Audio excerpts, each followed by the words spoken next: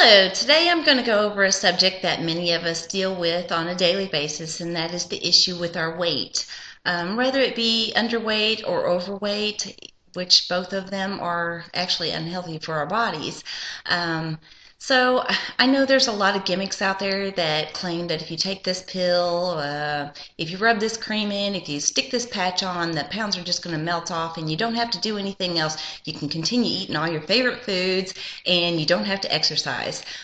As we all know, if it sounds too good to be true, typically it is, and I'm guilty of the fact that I have tried a few of those things and have miserably failed at them, because there's nothing that's going to just melt the pounds off.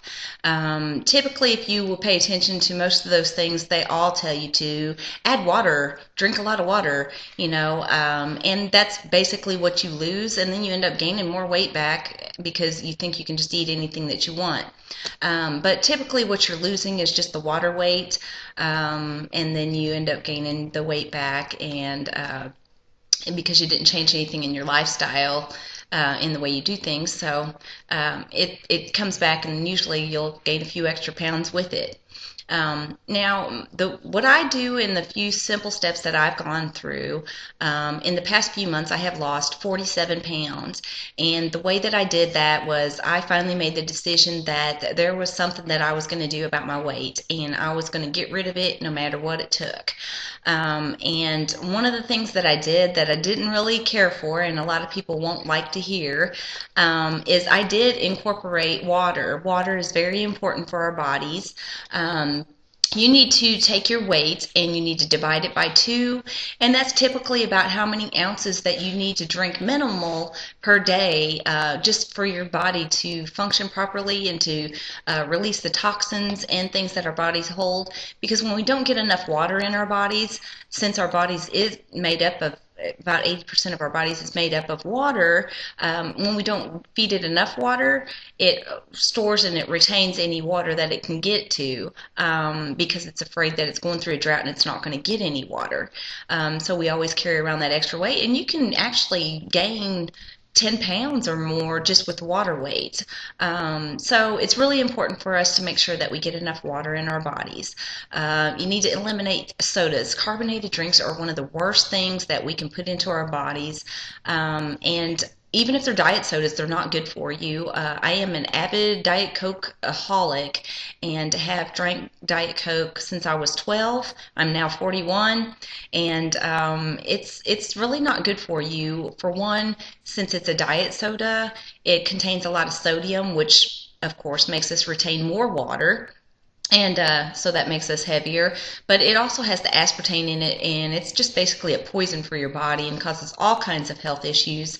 You can research that on the internet and find out all the information, probably more information than what you really want to know about it. But now I have drank it since I was 12, and I'm 41, and I have to say that even though I know it's bad for me, I haven't totally eliminated it from my intakes so far, but I have definitely decreased the amount that I drink. I do definitely drink my morning one because that's kind of my coffee, but I have incorporated a ton of water into my daily intake, and that's helped tremendously. So that's the first thing that we need to really worry about. The second thing that we need to worry about is our food choices. I know that's not something that most people want to hear. I'm not going to tell you that you can eat anything and everything that you want, but you can to a point, as long as you eat them in moderations. But it's really just a healthier, and you'll have better results if you actually just eliminate some of the things from your diet. What I did was I actually eliminated the starchy foods and the high sugar foods, the high fat content foods. I just eliminated those from my diet, and it's made a huge difference. I've incorporated more healthier choices in my eating, and it not only helps you to lose the weight that you're trying to lose, but it changes the way you look at food. And we need to feed our bodies. First thing in the morning when we get up, we need to feed our bodies. That's one of the most important things that we can do. And I'm not a breakfast person at all. So I had to end up kind of making a little adjustment there where I just drink like a protein shake and I eat a fiber bar in the morning. And that kind of gets me going. And now I'm kind of used to it, even though I'm not a breakfast person. It's not heavy on my stomach, so it's just enough. I put in a little bit of fuel in my body, and it gets me going. And then every 2 or 3 hours, we need to eat. We need to feed our bodies, whether it's a small snack, even if it's not the healthiest choice of a snack. It's better to put something in your body every 2 to 3 hours than it is to not feed it. Because throughout the day we're burning our fuel up, so we need to keep putting it in so that we can burn some more. You cannot lose weight without putting the correct amount of calories into your body. For my height and weight, I am supposed to consume about 1,200 calories in a day. And I was lucky to get maybe 800. So my weight gain wasn't due to me overeating, it was due to me undereating. And I know that sounds crazy, but that's the truth of the matter. You need a minimal of 1,000 calories, being my size. My minimum is 1,000 calories. If I don't at least get 1,000 calories in, then my body believes that it's starving. So therefore, when I do eat, it stores everything as fat because it's afraid it's going to starve. So it's really important for us to feed our bodies correctly throughout the day. And I can't always eat every 2 or 3 hours, even if it's just a snack like an apple or something. But I can't always do that. I do travel a lot with my job, and it's just not always available for me to be able to stop and eat something. But I do try to stick to that as closely as possible, and it has worked.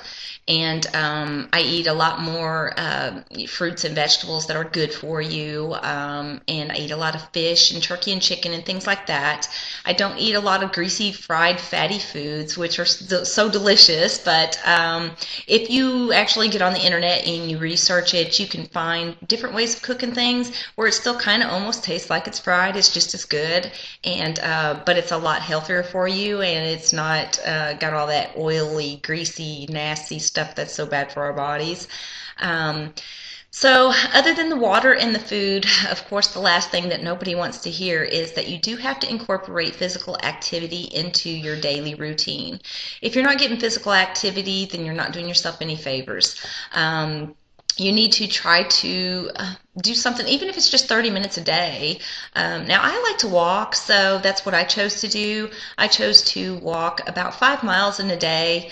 It takes me about an hour to do it, so I'm not overexerting myself or anything, but I am getting that cardio and burning some calories. The thing that you have to remember whenever you add physical activity into your day is you have to remember that however many calories you burn doing your physical activity, you need to divide that by 2 and try to consume that many more calories for your day. If you follow those simple steps, you should start seeing some weight loss, and it's not just going to make you lose weight, but it's a different, you're recreating your life habits, the way that you do things on a daily basis. And when you do that, it becomes a habit. Just like the overeating and the eating the bad things became a habit, when you start doing the good things, they become a habit too. And actually, now I don't eat because I'm hungry, because if you wait until you are hungry or you wait till you're thirsty, those are the signs that you're already kind of in that starvation mode or you're in that dehydration mode. So if you get those feelings, then you need to start making sure that you try to feed your body and give your body the water that it needs, because you should never get those feelings. And if you do, then you just need to make an adjustment and try to change that as much as you can. But if you follow those simple steps, you will see that you will lose weight. And like I said, it's creating good habits versus bad habits. And I have lost almost 50 pounds now just in a short few months, and I've done it the healthy way. So I'm really happy with my results. I have 8 more pounds to go to get to my goal weight, so I'm really excited about that.